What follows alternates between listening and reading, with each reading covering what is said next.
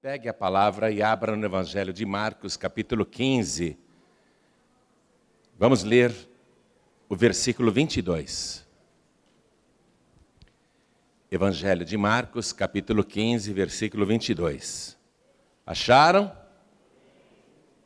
Está escrito assim: E levaram Jesus ao lugar do Gólgota, que se traduz por lugar da caveira. E deram-lhe a beber vinho com mirra, mas ele não o tomou. E havendo-o crucificado, repartiram as suas vestes, lançando sobre elas sortes, para saber o que cada um levaria. E era a hora terceira, e o crucificaram. E por cima dele estava escrita a sua acusação, o Rei dos Judeus. E crucificaram com ele 2 salteadores, um à sua direita e outro à esquerda. E cumpriu-se a escritura que diz, e com os malfeitores foi contado. Amém? Então eu quero reler aqui o versículo 22.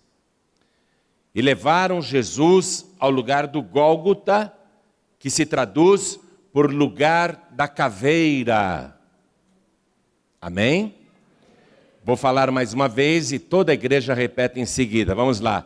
E levaram Jesus, bem alto, e levaram Jesus ao lugar do Gólgota, que se traduz por lugar da caveira.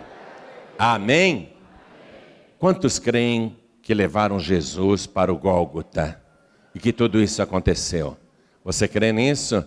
Então desocupe as mãos e vamos dar para esta palavra e para o nosso Senhor Jesus a melhor salva de palmas que já se ouviu neste templo. A melhor salva de palmas que já se ouviu na cidade de São Paulo. A melhor salva de palmas que já se ouviu no Brasil. Aplauda mais, aplauda mais. Quer ver as palmas melhorarem? Abra a boca e diga glória ao teu nome, Senhor. Isso, aplauda e glorifique. Aplauda e diga glória, glória, glória, glória ao teu nome. Continua, continua, não pare. Você que está nos acompanhando à distância, junte-se a nós agora e glorifique a Deus conosco. Ele é digno de toda honra, de todo louvor e de toda glória. Isso, aplaude e glorifica mais ainda. Oh Pai querido, recebe o louvor de todo este povo. Não só o que está aqui, mas em toda parte tem alguém te glorificando. Abre o céu para receber este louvor. E derrama a tua bênção, a tua virtude, o teu poder sobre cada vida que te glorifica. Pai querido, a tua palavra vai ser pregada agora. Vem com teu Espírito Santo, tome a boca do pregador, tome os lábios do mensageiro. Envia a tua palavra com poder e autoridade. E que a tua palavra vá, percorra toda a terra e produza o resultado para o qual está sendo mandada. Em nome do Senhor Jesus, diga amém, Jesus. Quem tem lugar pode sentar, por favor. Jesus chegou ali, no lugar da caveira, totalmente desfigurado. Já apanhou muito. Num curtíssimo prazo, em pouquíssimas horas, Jesus sofreu torturas horrendas, que mataria com certeza o mais forte legionário romano. Mas Jesus não podia morrer açoitado, não podia morrer espancado, não podia morrer na tortura. Ele mesmo disse, uma semana antes, nós iremos para Jerusalém, o Filho do Homem será entregue aos principais dos sacerdotes, que o condenarão e o entregarão para os gentios, que o escarnecerão, o açoitarão e o crucificarão. Mas ao terceiro dia ressuscitará. Então Jesus falou que ele iria morrer crucificado. Eu vou morrer crucificado. Vou morrer na cruz. Então ninguém conseguiria matar Jesus. Ninguém. Ele mesmo já havia dito, ninguém tira a minha vida. Ninguém. eu espontaneamente a dou. Então Jesus Cristo chegou lá no lugar da caveira, totalmente desfigurado, arrebentado e já havia perdido muito sangue. Ele está vazando sangue desde ontem, no Getsemane, quando soou grandes gotas de sangue. Ele derramou sangue na casa de Caifás, no Sinédrio. Ele derramou sangue ali, no pretório, onde Pilatos exercia a justiça, porque ele era a maior autoridade de Israel. Ele derramou sangue no palácio de Herodes, e de novo trazido ao palácio de Pilatos, derramou mais sangue, deixou o seu sangue marcado na Via Dolorosa, um caminho de sangue que chegou até o Gólgota. E eu quero que você pegue uma caneta e escreva primeiramente em cima da palavra Gólgota o significado dessa palavra hebraica. A palavra Gólgota é uma palavra hebraica, significa crânio. Crânio. E quando o evangelista Marcos diz que se traduz por lugar da caveira, lembre-se que Marcos escreveu o seu evangelho, foi a primeira pessoa a ter a ideia de contar a vida de Jesus e tudo o que aconteceu. Ele escreveu para os romanos. Então ele está traduzindo do hebraico para os romanos o que significa Gólgota. Ele está dizendo lugar da caveira. Na verdade, em latim estava escrito Calvarium Locus. E Calvarium Locus significa exatamente isso, lugar da caveira. Por que esse lugar tem tantos montes ao redor de Jerusalém? O cordeiro do sacrifício da Páscoa, depois de ter o seu sangue derramado no tabernáculo ou no templo, ele tinha que ser conduzido e totalmente consumido fora das portas, fora do lugar sagrado. Jesus, depois de ter derramado tanto sangue, ele é levado fora das portas de Jerusalém. Mas tem tantos montes ali, tantos montes em volta. Aliás, o que mais tem ali é montanha. Por quê? Que antecipadamente os romanos, sem terem combinado nada com Jesus, espetaram a haste da cruz justamente no monte chamado Gólgota. Calvarium Locus, lugar da caveira. Por quê? Aliás, aquela cruz que estava espetada ali, a haste espetada no Calvário Locus, não era para Jesus. Era para um criminoso, era para um assassino, era para um ladrão. Ninguém imaginou que aquela haste iria receber Jesus Cristo. Então, não é acaso, não é uma série de acontecimentos descontrolados, mas tem um propósito.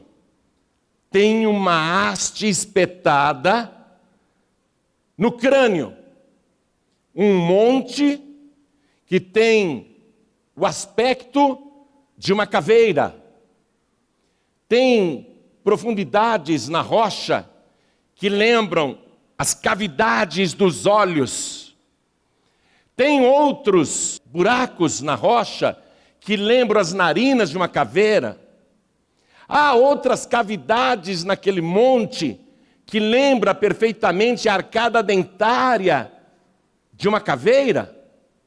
O monte é único. Não tem, fora de Jerusalém, nenhum outro monte com aquele aspecto tenebroso. O monte da caveira. O lugar da caveira.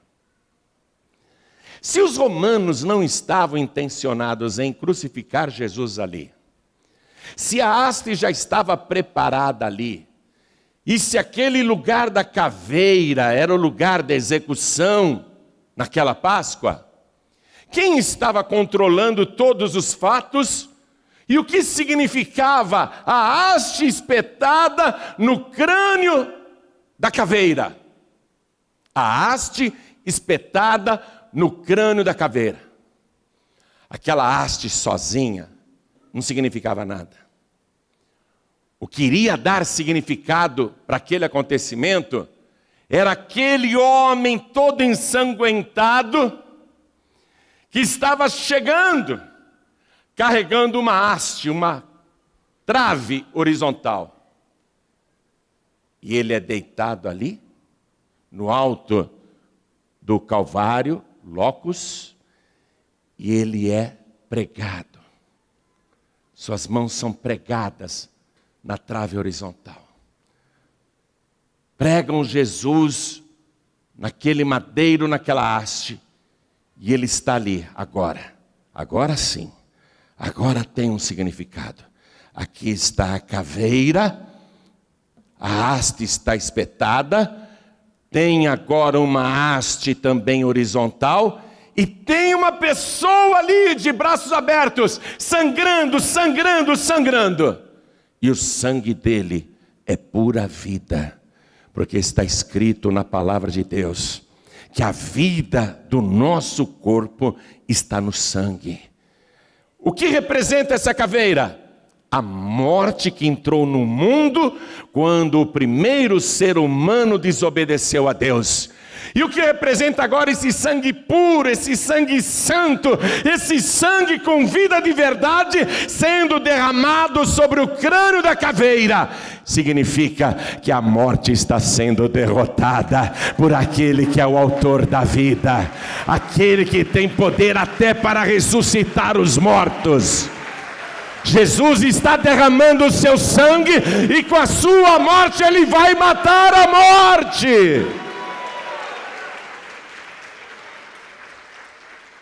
Então, a escolha daquele lugar não foi dos romanos, não foi de ninguém, foi do próprio Deus, foi do próprio Senhor Jesus. O Monte Calvário está até hoje lá. Se você entrar no YouTube, youtube.com/joanribe, você procura ali Monte Calvário, o lugar da crucificação de Jesus, e nós fizemos uma filmagem, lá você vai poder ver que apesar de ter passado já tanto tempo, ainda se percebe perfeitamente as feições da caveira. Então, continuando aqui. Lugar da caveira. Quando Jesus foi pregado ali, antes dele receber os cravos, tentaram anestesiá-lo. Tentaram fazer com que ele ficasse zonzo, e tão zonzo que não sentisse tanta dor, porque o ferimento seria brutal. Por isso que deram-lhe a beber vinho com mirra. Vinho com mirra, para ele ficar embriagado. Você sabe que antigamente, quando não havia anestesia, e alguém tinha dor de dente, precisava extrair um dente, eles faziam a pessoa beber bastante álcool, ou bebida alcoólica, porque a pessoa embriagada, ela não sente tanto a dor. E esse costume de inebriar a pessoa, entorpecer a pessoa, era usado em execuções. Vamos comigo aqui no livro de Provérbios, capítulo 31, versículo 6. Olha o que diz. Provérbios, capítulo 31. Vamos ler o versículo 6. Dai bebida forte aos que perecem, e o vinho aos amargosos de espírito. Quer dizer que quando alguém estava para morrer, era costume dar bebida forte, para a pessoa não sentir tanto a morte, principalmente aqueles que estavam feridos mortalmente. Davam muita bebida, e eles, vem ali Jesus já muito ferido mortalmente, por causa da sessão de açoites, vai agora sofrer a dor da crucificação, e tentam anestesiar Jesus. Mas Jesus Cristo não quis beber. Você teria coragem hoje, ou esta semana, de chegar na sua dentista e falar assim: trata o meu canal, mas não precisa anestesiar? Hã? Não, mas vamos anestesiar para você não sentir dor. Não. Eu quero sem anestesia. Você teria coragem de fazer isso? Quem teria coragem, levante a mão que eu vou levar amanhã na minha dentista. Ela vai fazer de graça para você, porque essa eu quero assistir. Pastor, sem anestesia não dá. Mas Jesus Cristo disse: eu não quero beber isso. Em 1844, Karl Marx, que era um filósofo alemão, e ele que deu a origem ao comunismo de um modo mais estruturado. Karl Marx, que criou a luta de classes, a revolução do proletariado, ele combateu as religiões. Uma frase famosa de Karl Marx é a seguinte: a religião é o ópio do povo. Por isso que você vê que na China, que é um país comunista, não pode se pregar o evangelho. Ou na Rússia, na época da cortina de ferro, hoje até está mais democratizada, até pode se falar. Mas vai pregar o evangelho na Coreia do Norte. Vai lá naquele país comunista radical, vê se você encontra alguma igreja. Porque o comunismo defende que as religiões são o ópio do povo. O que é o ópio? O ópio é uma droga que se extrai de uma flor, e a pessoa que faz uso daquela substância tóxica, primeiro, ela entra num estado de euforia muito grande, e depois numa torpeza, numa sonolência, ela perde a noção da realidade. A pessoa que se droga com ópio, que seria hoje o crack, algo semelhante, ou muito parecido, né? O crack é muito pior que o ópio. Mas o ópio faz a pessoa viajar, faz a pessoa se iludir, faz a pessoa se fantasiar com a realidade. O ópio causa isso. Então Karl Marx e todos os seus amigos intelectuais esquerdistas da época proferiam a mesma frase: a religião é o ópio do povo, a religião é o ópio do povo, é a droga do povo. É o que faz o povo esquecer a realidade dura. A religião faz com que as pessoas fiquem inebriadas, fantasiando, e não percebam a dura realidade. Então eles combatiam as religiões com esta frase, principalmente com essa doutrina. Eu sei que já tem muita gente que falou mal de Karl Marx, mas eu quero dizer para você que Karl Marx estava totalmente certo. As religiões são a droga do povo, são o ópio do povo. E as pessoas são iludidas com as religiões. As pessoas se drogam com as drogas das religiões. Karl Marx não estava errado. As religiões são o ópio do povo. Mas nós não estamos aqui falando de religião. Porque o fundador da nossa fé, o autor e consumador da nossa fé, teve a oportunidade de se drogar, mas ele disse: não, eu quero estar consciente na obra de redenção que eu vou operar em favor de toda a humanidade, inclusive dos comunistas. Então Jesus Cristo recusou o narcótico, recusou a anestesia, recusou a droga. Ele não tomou. E havendo-o crucificado, repartiram as suas vestes, lançando sobre eles sortes, para saber o que cada um levaria. Os outros evangelhos dão mais detalhes. Dizem que eram 4 soldados. Eles dividiram as roupas de Jesus em 4 partes. Mas a túnica de Jesus, que era toda tecida de alto até embaixo, sem costuras, sem emendas, uma veste caríssima, uma peça única, eles não podiam rasgar e nem dividir por 4. Então os soldados romanos, já com Jesus crucificado atrás deles, estão jogando dados, jogando sortes. Essa túnica é muito valiosa, está toda manchada de sangue, mas isso a gente lava e está nova. Vamos ver quem é que vai ser o sortudo que ficará com ela. E eles estão ali lançando sortes. No jogo de azar. No jogo de azar eles querem saber quem é o sortudo que vai ficar com a túnica de Jesus.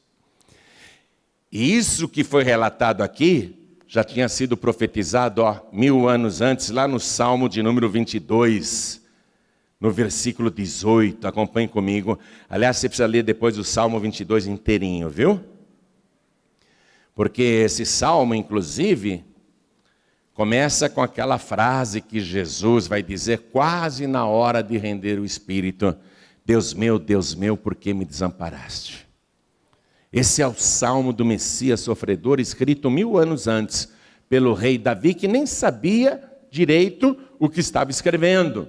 Mas Deus estava usando Davi, que era profeta, para registrar o que iria acontecer com o filho de Davi, com o Messias. Está aqui, versículo 18. Repartem entre si as minhas vestes e lançam sortes sobre a minha túnica. Tudo está se cumprindo. Versículo 25. E era a hora terceira e o crucificaram. Quando eu comecei a divulgar a hora da crucificação de Jesus, e não é de hoje que eu falo isso, muita gente do meio evangélico ficou tomada de espanto, porque não sabia que Jesus Cristo foi crucificado às 9 horas da manhã. Porque o sistema de horas que havia naquela época, especialmente no Império Romano e também naquela parte do mundo, era assim: a primeira hora do dia era das 6 às 7 da manhã. A segunda hora do dia era das 7 às 8 da manhã. A terceira hora do dia era das 8 às 9 da manhã. Então Jesus Cristo, ele foi crucificado à hora terceira do dia. Foi crucificado como ele disse. Ele já tinha sofrido ameaças de apedrejamento, já tentaram até jogar Jesus de cima de um precipício para ele morrer, lá em Nazaré. Ele não poderia morrer de nenhuma dessas maneiras. Nem por queda de um precipício, nem por apedrejamento, nem por açoitamento. Ele teria que morrer no madeiro. E não um madeiro qualquer, e é isso que eu quero que você entenda. Ele teria que morrer crucificado. Teria que ser uma cruz. Teria que haver ali 2 lenhos cruzados. Porque o nosso corpo, o corpo humano, é exatamente isso. Se você abrir bem os braços, você vai ver que nós somos exatamente isso. Uma coluna central e outra coluna horizontal. Jesus tinha que estar ali naquele rascunho do corpo humano, no madeiro que rascunhava o corpo humano, porque ele iria morrer por toda a humanidade.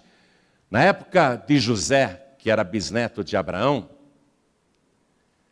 por volta mais ou menos de 1800 antes de Cristo, há uns 3.800 anos atrás, naquela época já se praticava morte no madeiro.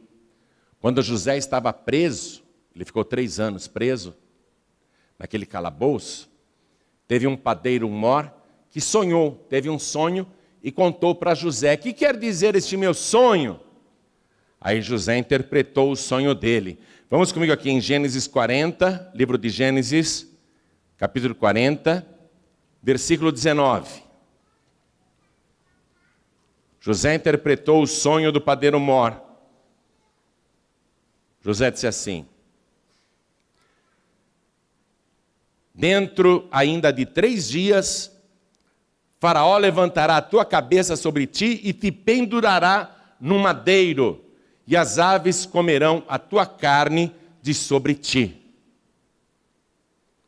Mas não era uma cruz. Era mais ou menos como uma forca, uma única trave, e matavam-se os condenados. Os judeus também praticavam pendurar pessoas no madeiro, mas só depois que as pessoas estivessem mortas. Eles não penduravam pessoas vivas no madeiro. Então, no livro de Josué, quero que você vá comigo até lá. Livro de Josué, vamos lá? Capítulo 10, versículo 26. E depois disso, Josué os feriu e os matou. E os pendurou em 5 madeiros. E ficaram enforcados nos madeiros até a tarde. Você vê? Primeiro ele matou e depois pendurou no madeiro, através de cordas. E eles ficaram ali enforcados até a tarde. Então, não havia a crucificação, 2 madeiros, uma haste central e outra horizontal, numa forma de esqueleto do corpo humano. Simplesmente era uma única haste.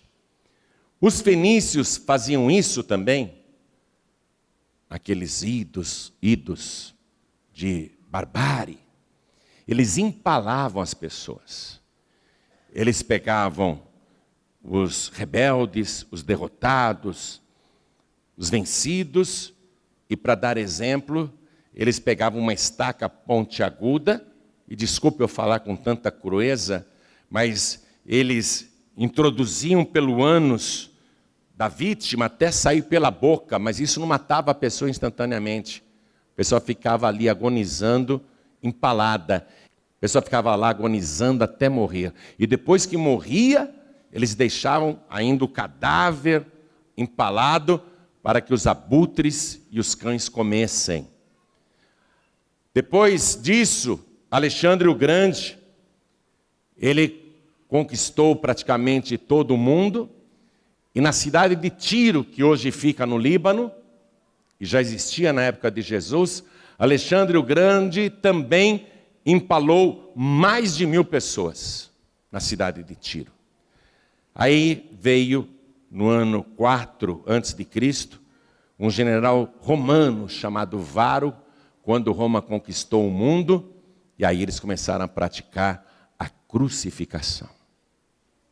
Pouco antes de Jesus nascer. Pouco antes de Jesus nascer, eles começaram a praticar a crucificação. Interessante isso, não? Antes não havia crucificação. Havia execução, havia empalamento, mas não havia crucificação. E até a mudança de costume, agora, executar por crucificação, era uma novidade que os romanos implantaram no mundo todo. Primeiro eles começaram assim. Eles pegavam os vencidos, os rebeldes, e para dar exemplo para todos, eles procuravam árvores. Toda árvore, né, tem o tronco central e os galhos que se abrem. Então, os romanos primeiramente pregavam os condenados ou os rebeldes em árvores. E deixavam eles ali, agonizando, com fome, com sede, durante dias, durante semanas. Dando gritos horríveis, o corpo sendo infeccionado, a pessoa inchando, gritando. E aquilo aterrorizava a população. Olha o que acontece com quem se atreve a desafiar o exército romano. Então eles começaram crucificando as pessoas em árvores. Depois, quando não havia árvores, eles foram arrumando colunas. E eles colocavam uma trave horizontal em cima, no topo da haste do meio, como se fosse uma letra T. Como se fosse uma letra T. E aí eles crucificavam também as vítimas. E depois eles começaram a fazer a cruz. Essa cruz chama-se imisso em latim. Nós chamamos de missa na nossa língua, missa. Talvez a palavra missa tenha se derivado daí. Então, a cruz e missa era assim, como um sinal de mais. E Jesus Cristo foi crucificado numa cruz assim, numa cruz e missa. Como se fosse um sinal de mais. Porque em cima, na haste de cima, depois da trave horizontal, foi colocada a acusação contra Jesus em 3 idiomas. Primeiro, na língua do Império Romano, depois em hebraico, que era a língua do país, a nação em que Jesus nasceu, e a terceira língua, o grego, que era o idioma que todos os povos falavam para se entender, o grego. Então está lá em 3 idiomas, em cima da cabeça de Jesus, a sua acusação. Jesus Nazareno, o rei dos judeus. Marcos ele abreviou aqui, não mencionou o nome de Jesus, mas em latim estava escrito Jesus Nazarenus Rex Iudarium. Então, Marcos cita apenas a sua acusação, o rei dos judeus. E crucificaram com ele 2 salteadores, um à sua direita e outro à esquerda. Marcos, ele não entra em outros detalhes, como João, por exemplo, entrou. Porque Marcos, na época, ele não estava presente como testemunho ocular. Mas João, sim. O apóstolo João, ele ficou ali acompanhando Jesus o tempo todo até Jesus morrer. E o apóstolo João disse que o ladrão do lado direito era diferente do ladrão do lado esquerdo. Porque o ladrão do lado esquerdo blasfemava de Jesus, dizendo: desce da cruz, tira-nos daqui se tu és o Filho de Deus. E o ladrão do lado direito repreendeu o colega, dizendo: nem aqui na hora da morte você teme a Deus? Nós estamos aqui nessa condenação porque os nossos atos nos trouxeram aqui. Nós merecemos. Mas este, e ele olhou para Jesus, este, nenhum mal fez. Ele reconheceu a pureza e a santidade de Jesus. E Jesus está lá derramando o seu sangue sobre o crânio, sobre a caveira. Jesus está matando a morte. Jesus está derramando o seu sangue para perdoar pecados. Jesus Cristo está derramando o sangue do Cordeiro como sacrifício pela nossa salvação. E a prova de que Ele está matando a morte, que Ele está perdoando pecados, é que esse ladrão do lado direito diz para Jesus: Senhor, lembra-te de mim quando entrares no teu reino. Nós sabemos que Pilatos escreveu a placa de Jesus em latim para mostrar que ele não é apenas o rei dos judeus, mas é o rei de toda a terra, porque o Império Romano tinha dominado o mundo todo. Escreveu em hebraico para mostrar que ele era também o rei dos judeus. Escreveu em grego para mostrar que ele era o Deus dos deuses, porque a Grécia tinha centenas e centenas de deuses pagãos, de falsos deuses. Mas esse ladrão teve uma revelação maior do que Pilatos. Jesus não é apenas o rei do Império Romano, não é apenas o rei dos judeus, não é apenas o rei dos gregos. Ele tem um reino celestial, um reino invisível. Esse ladrão teve uma revelação que o reino de Jesus não era deste mundo, e ele diz: lembra-te de mim quando entrares no teu reino. E Jesus, satisfeito, diz: em verdade eu te digo que ainda hoje estarás comigo no paraíso. Você acreditou que eu tenho um outro reino? Que eu sou o rei também do céu?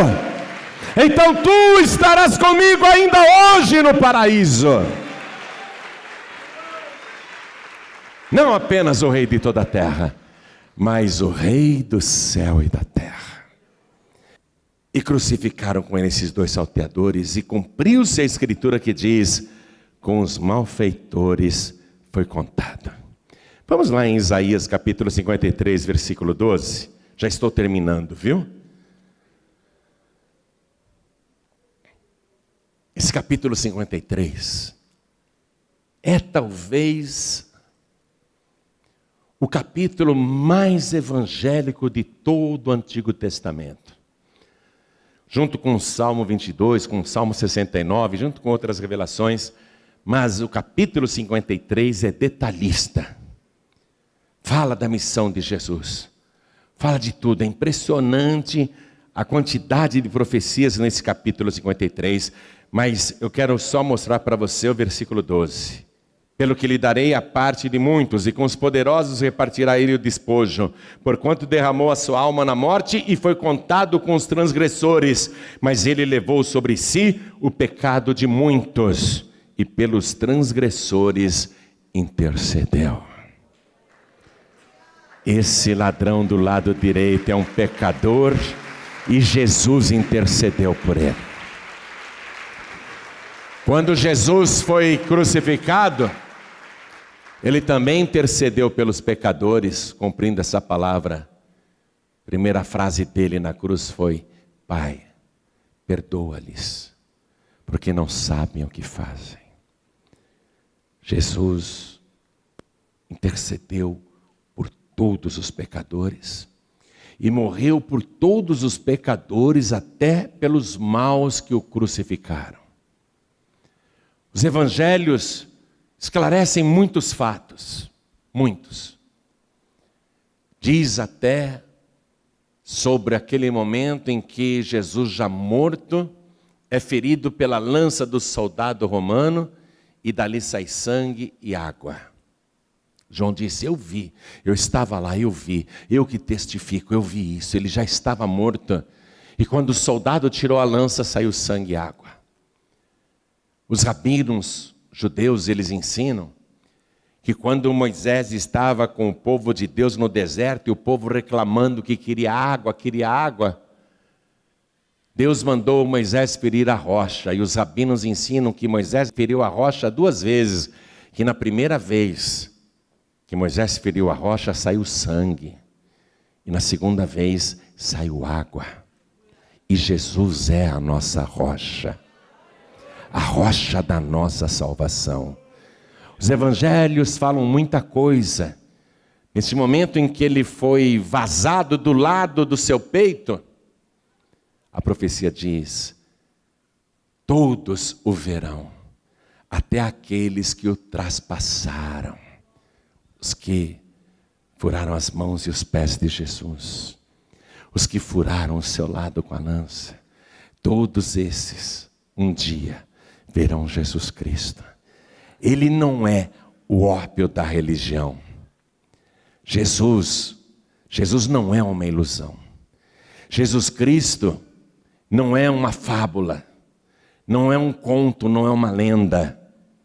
Jesus Cristo é o Filho de Deus Todo-Poderoso, nascido no ventre puro e imaculado da bem-aventurada, da agraciada Maria. A mulher que todos nós chamamos de bem-aventurada, e que todas as gerações continuarão chamando Maria de bem-aventurada.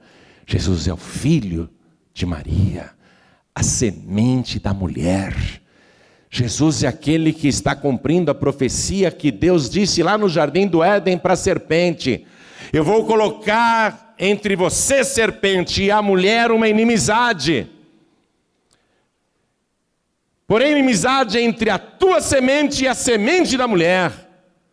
Tu, serpente, lhe ferirás o calcanhar, mas ele te ferirá a cabeça. E a cruz de Cristo está aqui, ó. Ele que é a semente da mulher, gerado pelo Espírito Santo de Deus. Ele está sobre o crânio, ele está sobre o Calvário Locus, ele está matando a morte,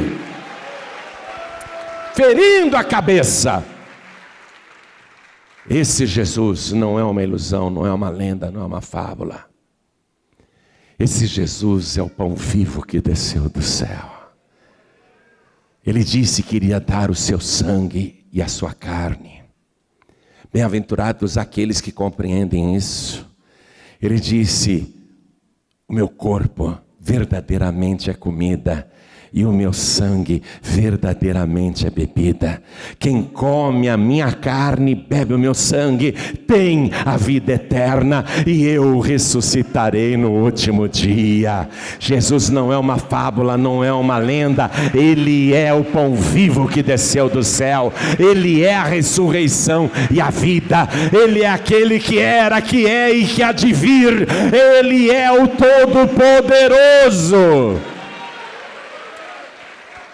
Jesus não é uma religião. Jesus não é uma religião. Jesus é uma pessoa viva, uma pessoa que morreu, é verdade, mas ele matou a morte e ressuscitou no terceiro dia. O Evangelho nos diz que todos os que são de Cristo um dia terão seus corpos transformados à semelhança do corpo de Cristo. Um corpo que não morre nunca mais. Um dia ele vai chegar nas nuvens dos céus, e esse dia está mais perto do que nunca. E ele vai espalhar os seus anjos nos 4 cantos da terra em oculto. Nem satélite vai conseguir detectar. Milhões e milhões de anjos espalhados por todo o planeta Terra. E aí Jesus vai dar a ordem: toquem as trombetas. E eles vão começar a tocar as trombetas. E os que morreram em Cristo, onde estiverem, ressuscitarão com o corpo glorificado, e serão os primeiros a subir para encontrar o Senhor nos ares. E em seguida, nós, diz o Evangelho, nós, os que estivermos vivos, seremos transformados num abrir e piscar de olhos, à semelhança dele, e raptados da terra em altíssima velocidade, e encontraremos o Senhor Jesus nos ares, e assim estaremos para sempre com o Senhor. Jesus não é uma ilusão, Jesus não é uma droga, Jesus não é o ópio, Jesus não é uma religião. Entenda isso. Jesus não é uma religião, Jesus é uma pessoa. Ele disse: eu sou o caminho, a verdade e a vida, e ninguém vem ao Pai a não ser por mim. Jesus é a pessoa que abre o caminho para você subir aos céus. Por isso que quando ele morreu, ele deu um brado muito alto. Ele deu um brado, um grito altíssimo: Pai! Nas tuas mãos eu entrego o meu espírito. E ele tombou a cabeça e aconteceu um grande terremoto. A terra estremeceu quando ele morreu. O grito de Jesus fez a terra tremer. Ele morreu às 3 da tarde. Morreu. O maior acontecimento da história da humanidade. O primeiro ser humano a morrer totalmente sem pecado. Por isso que a morte não pôde detê-lo. Por isso que quando ele tombou a cabeça, o Evangelho conta que o véu do templo, que escondia o lugar santíssimo, o santo dos santos, ele se rasgou do alto até embaixo. Deus, o Pai, rasgou a veste e eliminou a barreira que havia, o mistério que havia entre o ser humano e Deus. Jesus Cristo não é uma religião, Ele é a pessoa que abre o teu caminho para o Pai. Por isso eu quero que toda a igreja fique de pé. O caminho está aberto. Imagine um caminho aberto. Qualquer pessoa pode entrar nele. Até os loucos, diz a palavra de Deus. É um caminho tão fácil de achar e de saber que é o caminho certo, que até as pessoas loucas conseguem identificar. Por quê? Porque é o único caminho reto que existe. Mas é um caminho estreito, e até isso ajuda na identificação. É o único caminho reto. Os outros caminhos que oferecem para você são tortuosos demais. Tem muitas curvas, tem muita subida, tem muita descida. Me perdoe, mas o caminho que o Espiritismo te oferece, primeiro você desce, depois você sobe, aí depois de um tempo você desce de novo, aí sobe outra vez em outra vida, e vira para lá, vira para cá, uma hora vem como homem, outra hora vem como mulher. Meu Deus do céu, que caminho cheio de curvas, que caminho torto. Você tem que ficar encarregando familiares para que depois da tua morte acendam velas e paguem missas e missas para você sair do purgatório. E eles nunca dizem quando você vai sair do purgatório. É um caminho muito torto, muito obscuro, muito difícil. As religiões são o ópio do povo. Karl Marx estava certo. Jesus não é o ópio. Jesus não é uma religião. Ele é o caminho, a verdade e a vida. É o caminho que te leva à glória. É um caminho tão rápido, tão certo, tão tranquilo, que até aquele ladrão do lado direito achou na hora. E é um caminho rápido de chegar. Ainda hoje estarás comigo no paraíso.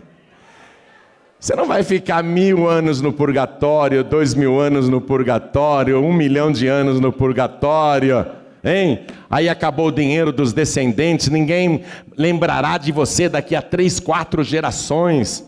Qual que era o nome do teu tataravô? Me fala aí. Qual que era o nome da tua tataravó? Fala aí. Você nem sabe. Coitados, estão lá no purgatório, esperando parentes acenderem velas. E as velas não serão mais acesas, eles estão em escuridão. Mas Jesus Cristo é a luz do mundo. Quem me segue não andará em trevas, disse ele. Jesus é o caminho iluminado, é o único caminho que tem luz. É fácil de ver, é fácil de achar. Eu te disse que nesse caminho estreito só dá para andar uma pessoa. Eu não posso andar com mais ninguém aqui, sabe por quê? Porque é pessoal. Sou eu que entro nesse caminho e vou seguindo as pegadas de sangue de Jesus. E eu olho para frente e vejo Jesus andando e me conduzindo ao caminho da vida eterna. Só você pode decidir entrar nesse caminho. Eu não posso, eu queria tanto pegar o meu filho aqui pelo braço e dizer: vem meu filho, vem comigo, vamos andar juntos aqui nesse caminho. Mas não dá. Não dá. Eu gostaria de pegar os parentes que não são convertidos, pegar pelo braço e falar: anda aqui comigo nesse caminho, vem aqui do meu lado, vamos andar. Mas não dá. Porque nesse caminho só dá para caminhar uma pessoa, ele é estreito demais. Eu não consigo ter ninguém do meu lado, a salvação é pessoal. Agora eu posso mostrar o caminho. Eu mostro o caminho, esse é o caminho. Esse é o caminho. Jesus é o caminho, a verdade e a vida. Entra nesse caminho. Esse caminho é iluminado, esse caminho é estreito, esse caminho é reto. Olha como esse caminho é diferente. É o único que sobe direto para o céu. Não tem como errar. Não tem como se perder. E você chega ali rapidinho. Você está achando que você vai morrer e ficar dormindo no pó da terra até o dia do juízo final, é? Como ensinam aí as testemunhas? Você está achando que você vai ficar lá dormindo, esperando o juízo final, é? Teu corpo fica no pó da terra. Teu corpo pode até desaparecer. Mas a realidade é essa. Jesus disse ao ladrão: ainda hoje. E era sexta-feira, hein? Sexta-feira, quase 3 horas da tarde. Faltam mais ou menos 3 horas para sexta-feira acabar, segundo a maneira dos judeus contarem o dia, porque o dia termina para o judeu quando o sol se põe. Quando o sol se põe, já vai começar o sábado, o Shabá. E Jesus diz para ele: ainda hoje estarás comigo no paraíso.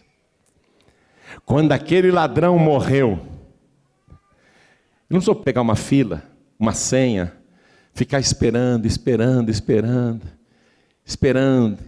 alguém chamar o nome dele. Porque quando ele entregou a vida para Jesus ali na cruz, o nome dele já foi escrito no livro da vida do Cordeiro. Ali ele passou da morte para a vida, porque a morte já estava morta. Por isso, é na hora. Você entrega a vida para Jesus, o teu nome é escrito no livro da vida. Se você perseverar nesse caminho e morrer repentinamente, seja por que causa for, fique tranquilo, fique tranquila. Nem bem o teu corpo caiu no chão e a tua alma estará nos braços do Senhor Jesus, no paraíso de Deus. Não tenha medo. Não tenha medo. Ele ressuscitou para provar isso. Ele ressuscitou que tem domínio sobre a morte. E todos que são de Cristo e creem nele, passaram da morte para a vida. Eu não posso mais morrer, eu estou tranquilo. Eu estou dando um tempo aqui nesse planeta, esperando só o dia da minha partida, seja pela minha morte, não sei quando se dará. Se depender de mim, eu quero viver até os 130, vou estar velhinho pregando o evangelho. Não, velhinho já estou, né? Eu vou continuar velhinho pregando o evangelho, espero viver até os 130, mas se não for isso, eu estou tão tranquilo. Nada mais me atemoriza. Não tenho medo da morte, porque a morte já foi derrotada pelo autor e consumador da nossa fé. A morte já foi morta, a morte já foi vencida. Quem é de Jesus passou da morte para a vida. Por isso, o que eu estou te trazendo aqui é uma mera repetição dos ensinamentos de Jesus.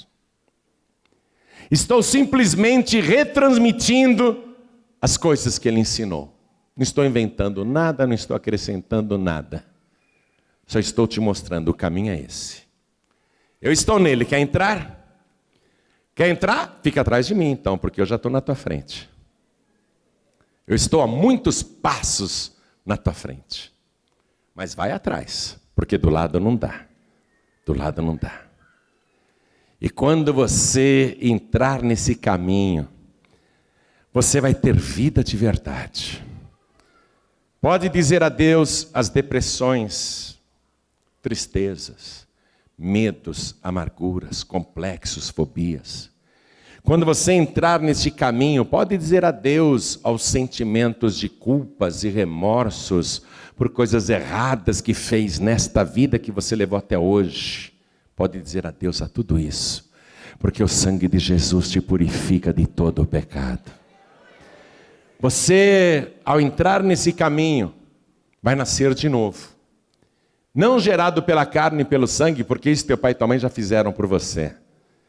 Você vai ser gerado pelo Espírito de Deus. Você vai ser um novo homem, uma nova mulher, uma nova criatura.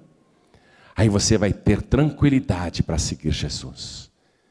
Fácil. Fácil e rápida. Fácil e simples.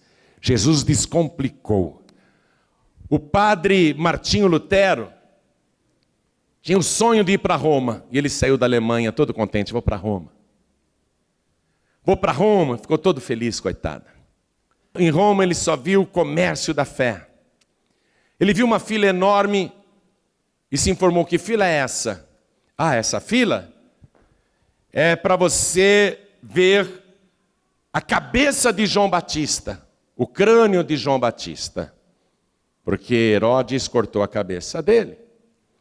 E você vai ver o crânio de João Batista. E quando você vir o crânio de João Batista, você vai ganhar 500 anos de perdão no purgatório. Aí o Martinho Lutero, padre, pegou a fila, esperou. Quando finalmente chegou, era uma caveira numa redoma de vidro, em cima de uma haste. Aí ele se ajoelhou: vou ficar livre de 500 anos de sofrimento no purgatório. Um padre ali puxou ele, levanta! Você já ganhou os teus 500 anos. Próximo.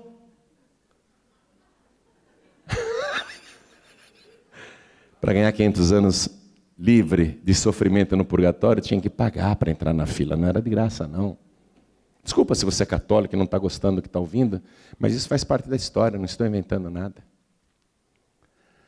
Aí ele foi na frente de uma igreja, e tinha um padre no primeiro degrau, com um cofre. Pague e suba essa escadaria de joelhos. E quando você chegar no último degrau, você será salvo. Aí ele pagou, deu lá o dinheiro que estavam cobrando. E ele foi subindo os degraus, subindo. E mais gente subindo os degraus, caminho tortuoso, caminho difícil.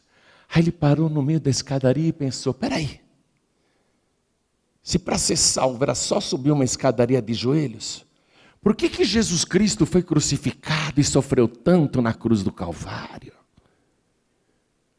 Então Jesus não precisava ter morrido na cruz. Ele olhou para trás e viu lá os padres gananciosos cobrando para que as pessoas subissem a escadaria de joelhos.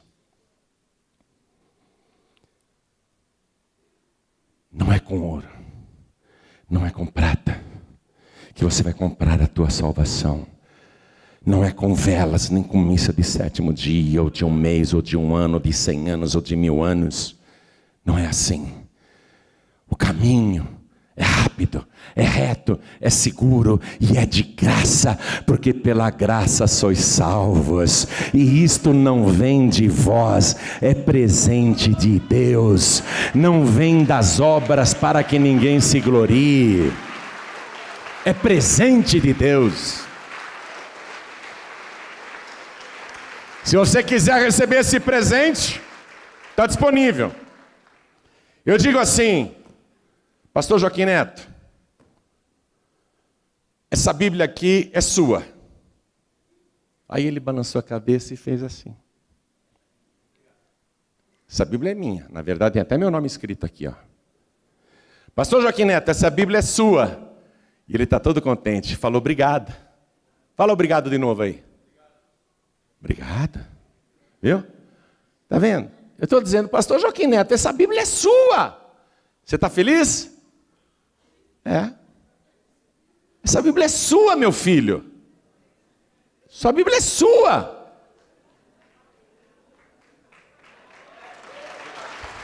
A salvação é presente de Deus. Entendi. A salvação é presente de Deus. Deus já te deu. Você só recebe se vier buscar. Porque Deus amou o mundo de uma tal maneira que deu o seu Filho unigênito, para que todo aquele que nele crê não pereça, mas tenha a vida eterna. O Pai te deu Jesus. O Pai te deu Jesus. Legal, que legal, obrigado Deus. O Pai te deu Jesus e mesmo assim muita gente vai para o inferno. O Pai te deu Jesus e você fala, que legal, que legal. E você não vem buscar. Você não vem receber. Não adianta o Pai ter dado se você não o recebe.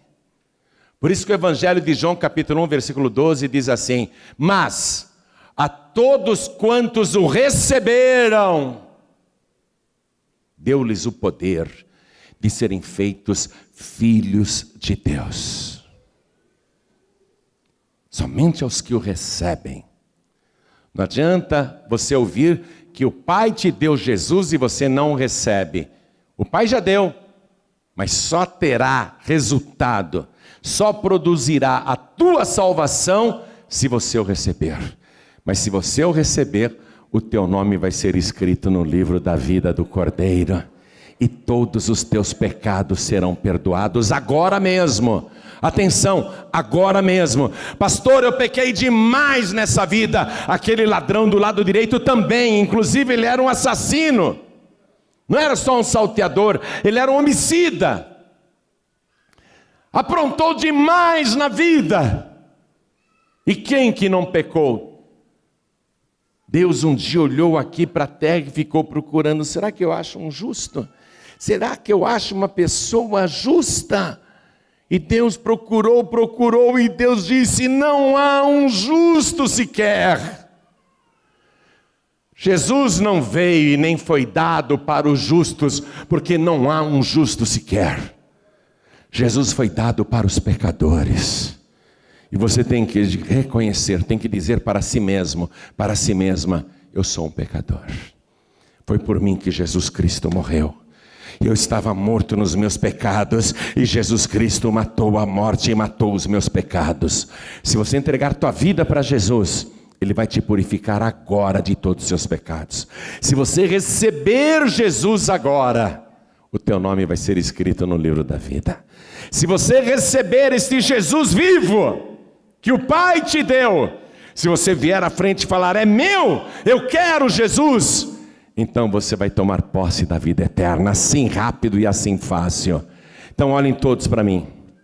Vou perguntar: quem aqui quer receber o Senhor Jesus como único, suficiente, exclusivo e eterno Salvador? Quem quer, erga a mão direita assim bem alto. Todos que querem: eu quero receber Jesus agora.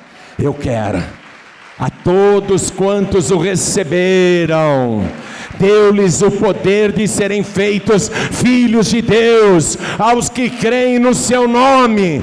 Você que levantou a mão e creu, vem aqui para frente agora. Eu vou ficar aqui de joelhos te esperando. Pede licença, sai do teu lugar, vem aqui para frente. Todos que ergueram as mãos, e vamos aplaudir ao Senhor Jesus por cada vida que está chegando, porque foi por tua causa que Ele morreu, foi por tua causa que Ele sofreu, foi por tua causa que Ele se guardou sem pecado, foi por tua causa que Ele ressuscitou, foi por tua causa que Ele subiu aos céus, e é por tua causa que Ele vai voltar. Eu quero chamar aqui na frente os filhos pródigos, as filhas pródigas, mas na verdade eu quero chamar todos os que estão sem igreja. É bem verdade que um dia você vai numa igreja, na outra semana você vai em outra, de vez em quando você vai numa outra, mas atualmente você não é membro de igreja nenhuma. Eu quero chamar todos os que não são de igreja nenhuma. Vem aqui para frente que eu quero ligar você na igreja de Cristo. Não vou ligar você em religião, não vou ligar você em denominação, eu vou ligar você em Cristo agora. Todos que não têm igreja, vem aqui para frente e vamos aplaudir mais ao Senhor Jesus. E eu quero chamar todos os que se sentem fracos na fé e pensam até em desistir. Pastor, eu não estou aguentando seguir as pegadas de Jesus. Às vezes eu saio do caminho estreito e vou para o caminho largo, eu erro, aí eu fico triste, eu fico arrasado, arrasada. Eu quero seguir Jesus direito, eu quero andar no caminho reto, mas eu estou com dificuldades. Vem aqui para frente, todos que se sentem assim, porque nós vamos orar, e hoje o sangue de Jesus vai purificar a tua fé, e você vai voltar para a tua casa renovado, renovada. Isso, vem, vamos aplaudir ao Senhor Jesus. Vamos aplaudir mais, igreja. Quero falar com você que está ouvindo esta mensagem à distância. Talvez você esteja em casa, no trabalho, na penitenciária, no hospital, na academia, na caminhada, ouvindo a mensagem aí, no radinho, no celular. Talvez você esteja dentro de um trem, de um metrô, do busão, do comboio, da lotação, da van, mas está ouvindo a mensagem. Aonde você estiver, quer entregar a vida para Jesus? Responda aí, porque Deus está te vendo. Você que está à distância, Deus está te vendo e te ouvindo. Quer entregar a vida para Jesus? Então fala para Ele: sim, eu quero. Eu quero receber Jesus como meu único, suficiente, exclusivo e eterno Salvador. Quem está ouvindo à distância, se for possível se ajoelhar, ajoelhe-se aí ao lado do rádio ou ao lado do computador. Você que está assistindo pela TV, se ajoelhe ao lado do teu televisor. Você que está assistindo esta mensagem agora ao vivo pelo facebook.com/joanribe, se ajoelha aí ao lado do teu computador. Você que está assistindo pelo YouTube agora ao vivo, se ajoelha aí ao lado do teu computador. Quer entregar a vida para Jesus? Faça isso agora. Faça isso já. E todos vocês que vieram para frente, parabéns. Parabéns porque vocês creram. Vamos nos ajoelhar? Vamos nos ajoelhar diante do altar? Coloque a mão direita sobre o teu coração e quem está à distância também faça isso. Quem está ouvindo de longe e creu na pregação, faça isso também. E com a mão direita sobre o teu coração, ore assim comigo. Ore comigo. Meu Deus e meu Pai. Ore com fé. Meu Deus e meu Pai. Eu ouvi a tua santa palavra. E peço ao Senhor que me receba agora. Porque na verdade, quem sou eu para receber o Senhor Jesus? Eu é que preciso ser recebido por Ti. Me receba agora, Senhor, como pecador que se arrependeu. Perdoa os meus pecados, perdoa as minhas iniquidades e me purifica com o sangue de Jesus. Eu sei que Ele morreu por minha causa. Eu sei que Ele foi dado por minha causa. Eu sei que Ele ressuscitou por minha causa. E eu sei que Ele vai voltar por minha causa.